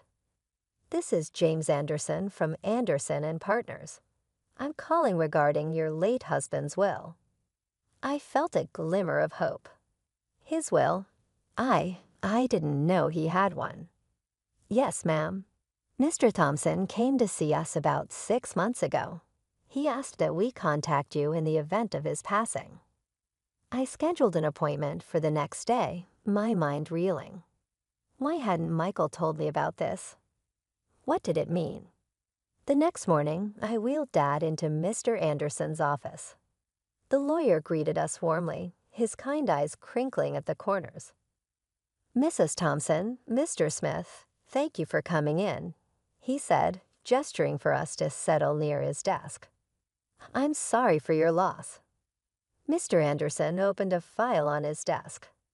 "Now, as I mentioned on the phone, your husband came to see us to draft his will. He was very clear about his wishes." I held my breath as Mr. Anderson began to read.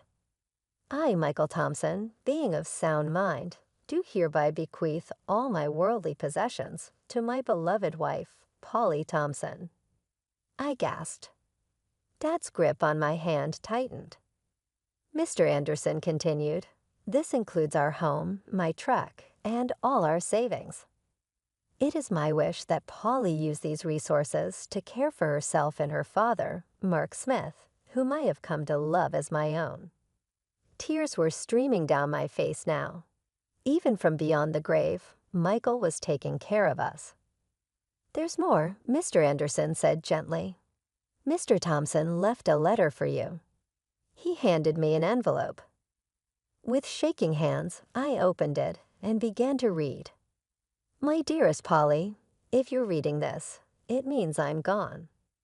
I'm so sorry for leaving you and Mark. Please know that you two were the best thing that ever happened to me. I made this will because I know how my mother and sister can be. I didn't want to worry you, but I needed to make sure you and Mark were protected if anything happened to me. You're my real family, Polly. You and Mark, not them.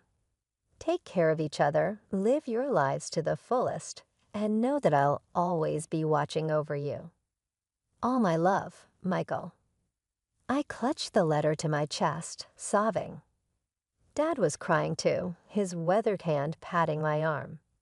Mr. Anderson gave us a moment before speaking again. "Mrs. Thompson, there's one more thing. Your husband's truck was insured. Given the circumstances of the accident, the insurance company will be paying out the full value of the policy." I looked up, sniffling. "What does that mean?" "It means," Mr. Anderson said with a small smile, "that you'll be receiving a substantial sum. Enough to pay off your mortgage, and then some." As we left the lawyer's office, I felt like a weight had been lifted from my shoulders. We were going to be okay. Michael had made sure of it. As we pulled into our driveway, I noticed a familiar car parked on the street. My heart sank as I recognized Karen's sleek sedan. "Oh no," I muttered. "What now?" Sure enough, Karen and Emily were waiting on our front porch. But this time, I wasn't afraid. I had Michael's letter in my pocket and the strength of his love in my heart. "Polly," Karen began as we approached. Her voice was sickly sweet.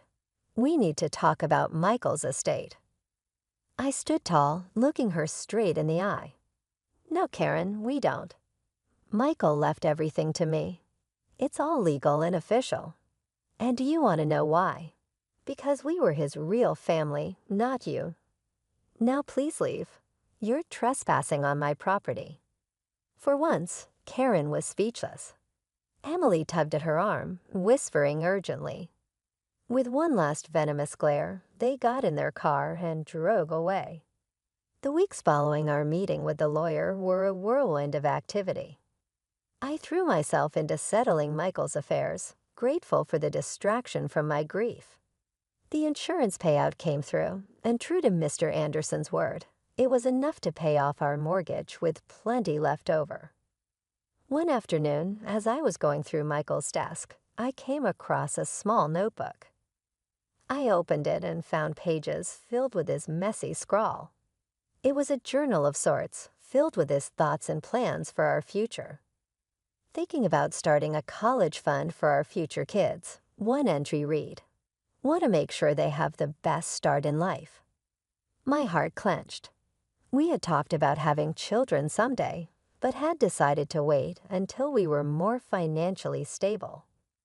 Now, reading Michael's private hopes and dreams, I felt a fresh wave of grief wash over me. "Oh, Michael," I whispered, clutching the notebook to my chest. We had so many plans. That night, I tossed and turned, unable to sleep. My mind kept drifting to the journal, to the future we'd never have. When I finally drifted off, I dreamed of Michael. He was smiling, holding out his hand to me. "It's okay, Polly," he said in my dream. "Everything's going to be all right." I woke up the next morning feeling different. I couldn't quite put my finger on it, but something had changed. As I got ready for work, a wave of nausea hit me. I barely made it to the bathroom in time, but as the days went by, the morning sickness persisted. At first, I chalked it up to stress and grief, but a small voice in the back of my mind whispered another possibility. Finally, after a week of this, I found myself standing in the pharmacy aisle, staring at pregnancy tests with trembling hands. I bought one and hurried home. The 3 minutes I waited for the result were the longest of my life. When I finally looked at the test, I saw 2 clear blue lines. I sank to the bathroom floor, a mix of emotions overwhelming me: joy, fear, grief, hope. They all swirled together in a dizzying cocktail. "Polly." Dad's voice came through the door. "Everything okay in there?" I opened the door, tears streaming down my face. Dad's expression immediately changed from concern to alarm. "What's wrong, sweetie?" he asked. I held up the test, my hand shaking. "I'm pregnant, Dad." I fell into his arms, sobbing. He held me, stroking my hair like he used to when I was a little girl. "It's okay," he murmured. "It's going to be okay. You're not alone, Polly. And this baby is a gift, a piece of Michael that will live on." His words struck a chord in me. This baby was a part of Michael, a continuation of our love. Suddenly, the fear began to recede, replaced by a fierce determination. "You're right," I said, wiping my eyes. "This baby is a gift, and we're going to be okay." Dad smiled, his eyes crinkling at the corners. "That's my girl. Now let's get you something to eat. You're eating for 2 now." After all, as we made our way to the kitchen, I felt a sense of hope blooming in my chest. Yes, the road ahead would be challenging, but with my father by my side and Michael's child growing inside me, I knew we could face anything. I discovered a power I was unaware I possessed as my tummy expanded with our kid. Dad was my pillar of support, constantly lending a helpful hand or a kind word. With only the 2 of us, we established a new routine and looked forward to welcoming the newest member of our small family. I heard a vehicle come up one lovely day as I was taking care of the garden that Dad and I had planted together. When I saw Karen's car, my heart fell. Now what could they possibly desire? Naturally, I carried my big tummy in one hand as I walked to the front of the home.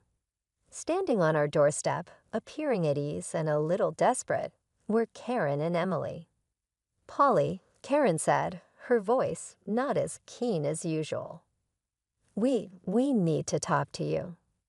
I waited for her to continue, raising an eyebrow but remaining silent. Emily added, her eyes flitting anxiously. "We've had some hardship. Until we get back on our feet, we wanted to know whether we might remain at your father's former flat."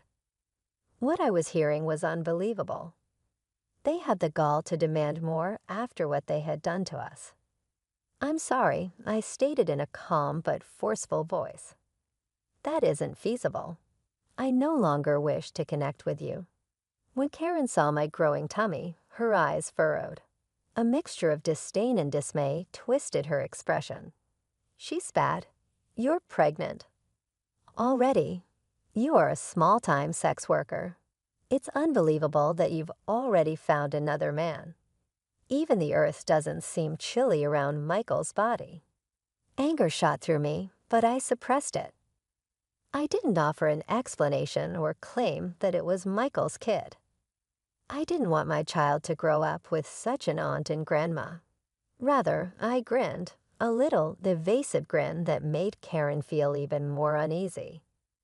Calmly I responded, "My personal life is none of your concern. Now, I think it's time for you to leave." Karen seemed to want to say more, but she must have been put off by my reaction. She grabbed Emily's arm and pivoted on her heel. I had a wave of calm as I watched them drive away. I had kept my dignity, defended my family, and stood my stand. Michael would have been pleased.